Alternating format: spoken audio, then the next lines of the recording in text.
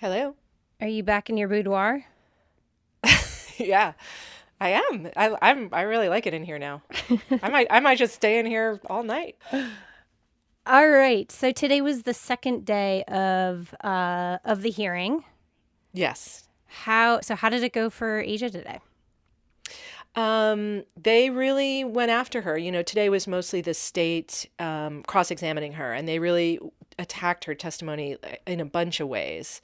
Um, One of the things they brought up was this whole snow issue. Because you remember when I talked to her on the phone that time, when I was reporting the story, she called me. She said she remembered that day specifically, January 13th, 1999, The day Hay goes missing. the day Hay goes missing. She remembered seeing Adnan in the library, and she said to me, because of the snow. Do you remember that? Yeah, yeah, right. Yeah, she was like, I remember it because it was the first snow of the year, and there was all the snow. And the state today, the prosecutor, he was like, are you sure you have the right day? Because there wasn't snow that day, was there? Like he sort of referenced what she had said to me. I mean, And that was something we kind of had a question about too, because she was very clear with you. She got snowed in at her boyfriend's house, and then the next 2 days were snow days. So she's very clear that she ties this memory to the snow, right? But yeah, yeah. but And we so had kind of wondered about that. yeah, because we looked up the weather, right? And it hadn't snowed. It hadn't snowed. There was a horrible ice storm that had started like in the wee hours of the next morning, but there wasn't snow. It was terrible weather, and it was like a big emergency in Baltimore, but it was an ice storm. And so she kind of, I mean, she did a fairly good job with it. I mean, she just said like, yeah, I don't know. I know it was bad weather. I'm not sure if it was snow or ice or whatever. I just remember it was like hazardous bad weather. School was canceled after that. And she was like, and I remember I was happy about it because I had used the excuse of bad weather as a reason to stay later at my boyfriend Derek's house, and my mom bought it. And then she was like, and I remember because I'd stayed out later, I was happy that then school was canceled for the next 2 days. So it sounded pretty specific. I Very mean, specific, actually. I don't know, but I have to say she was very cool and collected about it. It wasn't she didn't seem frazzled or freaked out, or she was just like, yeah, I don't know, bad snow, ice, I don't know, it was bad weather. Huh. Yeah, she seemed completely confident in her memories, even when I was thinking like, uh-oh. Like even when I was thinking like, wait a minute. Wait, what It didn't happened? seem like it didn't seem like she, Why did oh, you, well so what happened?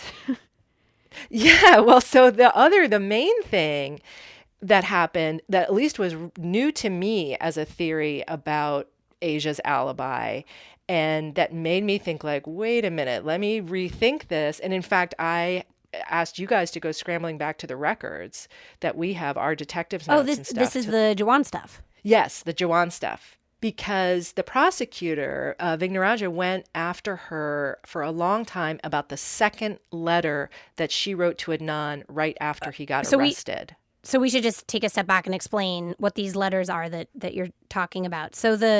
So Asia wrote Adnan two letters. She wrote him the first letter the day after he was arrested, I think, March 1st, 1999. And that's this handwritten note where she's sort of saying to him, I've just been to your house, I met your parents, and I want to tell you that I remember talking to you that day, January 13th, 1999. I remember seeing you in the library. So then the next day she writes him another letter, and this one is a little bit different. It's a little bit longer. It's typed up. She seems to be writing it in like from one of her classes at school. And in that one, she sort of reiterates again, like, I remember seeing you in the library that day. So let me know if you need me to speak up about that.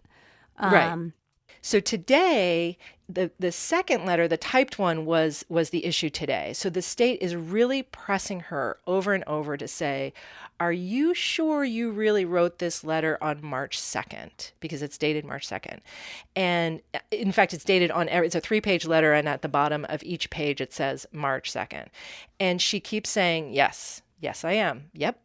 And he's pointing to things in the letter that suggest it was written later, maybe, and that suggest it was written later because she's got all of this fairly specific information about Adnan's case and about the crime and the way the crime unfolded. And he's suggesting, like, how would you have known all this stuff? What were some of the things the prosecutor was pointing to in the letter as, like, how would you know this or that? There were several things. One was she notes that Hay was found in a shallow grave. Another was that she talks about someone else referencing fibers from Adnan on Hay's body. So the prosecutor is saying, like, it's too soon for any of those details to have been out in the public 2 days after Adnan has been arrested. Right. Is that what he's kind of saying? That's what he's suggesting. In fact, he's not really correct about that, because then Justin Brown, Adnan's defense attorney, stood up after that and showed exhibits of Baltimore Sun stories dated prior to Asia's letter that talk about these, that have these very phrases in them. Oh. Shallow grave, Leakin Park, that, so that didn't hold up very well. Oh. But there was this one thing and this was the thing that I was like, and that is, he's asking her, did Adnan ever contact you from jail? And she's like, no. And he says, did he ever call you? No. Did he, send you letters? She's like, nope.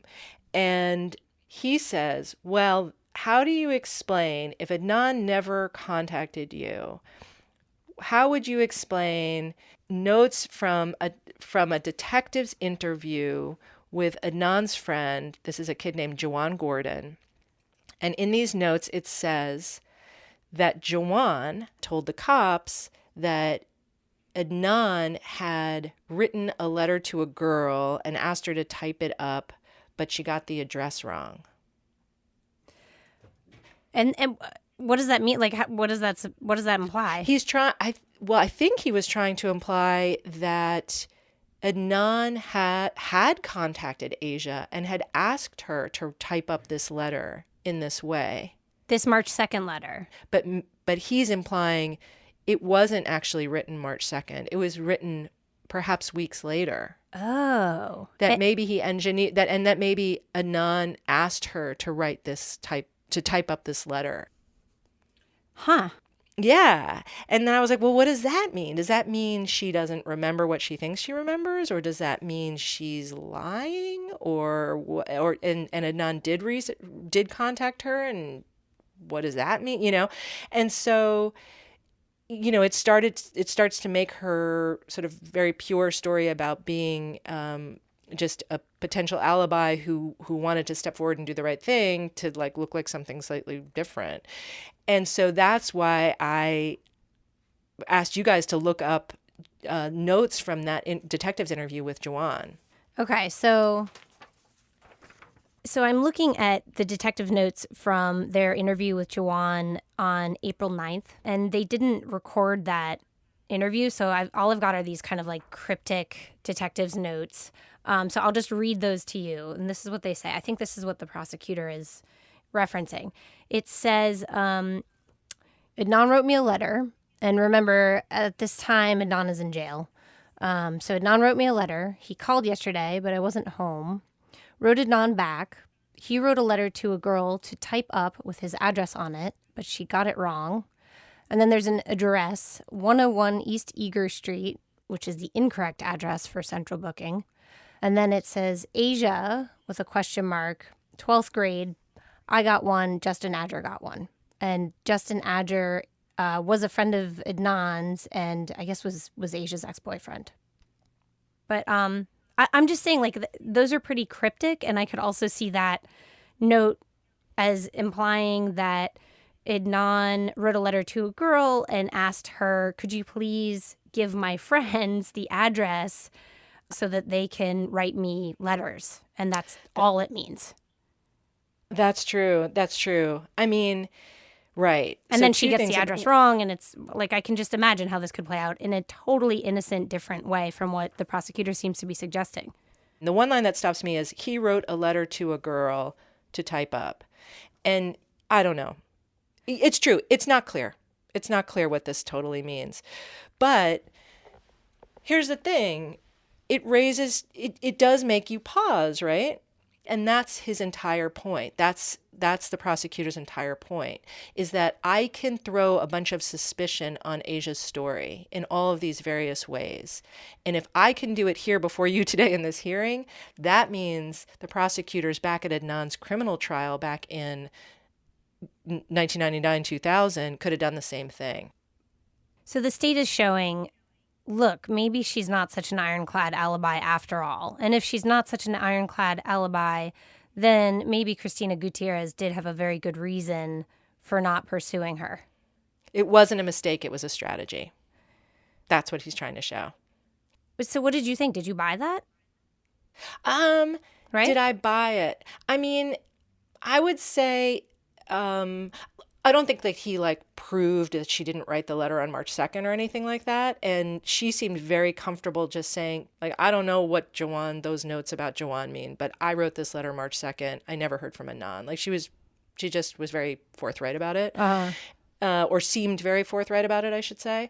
And, but it did, it did make me think well, it does make you wonder what could have happened at trial and whether it would have been this slam dunk for Adnan necessarily, Okay, so can we talk about the main event of the day, which is the cell phone testimony, which I've been waiting patiently to get to? I know. I so wished you were there today, Dana. Honestly, I was like, Dana would be eating this up. I was drooling partway through. I mean, it was hard to. It was that exciting?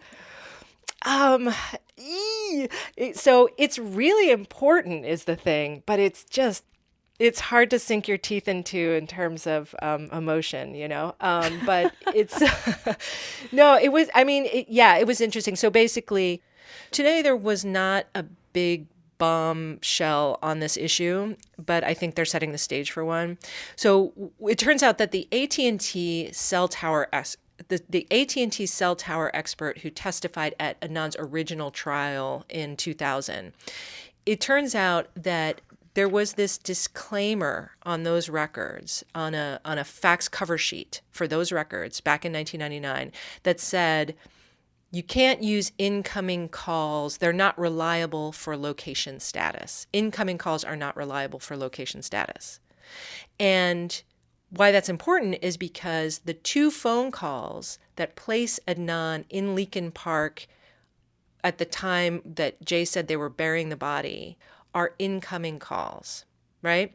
So what happened was this fall, just recently, that same cell tower expert wrote an affidavit saying, I didn't know about that disclaimer about not using the incoming calls for location. So now he's saying, I'm not sure now about my testimony. I'm not sure I could say that those two calls placed the phone in Leakin Park. So that guy did not testify today, actually, but the defense team brought in this other expert who said, yes, that disclaimer was very, very important. And they spent a lot of the afternoon arguing the state and the defense over basically the meaning of location on those cell tower records, like how to interpret the word location. I'm really jealous that you get to be there for that tomorrow. No, I actually am, because this is actually really important. This cell phone disclaimer thing is something that's bugged me for a really long time. Because it's sort of like if that is in fact the case that you can't use incoming calls for location data, then that kind of means there's a chance that cell phone was not in Leakin Park when the prosecution at the original trial said it was. So it's a real problem for the state. Yeah, it's a real problem if it's not true. So this might really get answered tomorrow of whether that's a real thing, that you can't use incoming calls for location. That would make me really happy if they could answer that. Stay tuned, man. It's going to keep going. All right. So you'll call me tomorrow? Yes, I will.